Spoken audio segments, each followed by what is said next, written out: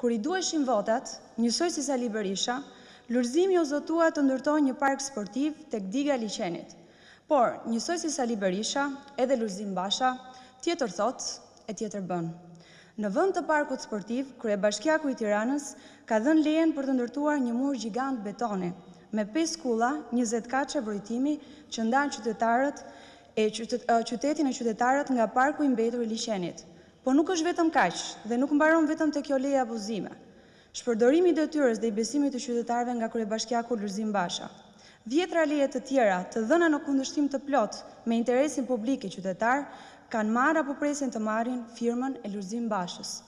Vendimi i dieshëm i qeverisë do të ndalojë jo Lulzim Bashën, po fenomenin Lul në mbar Shqipërinë, që të vazhdojë të shkatërrojë të shëmtojë qytetet, Bregdetin, peizazhin anës rrugëve, tokën bujqësore, ullishtat me leje abuzive që pjellin masivisht shëmtira prej betonit.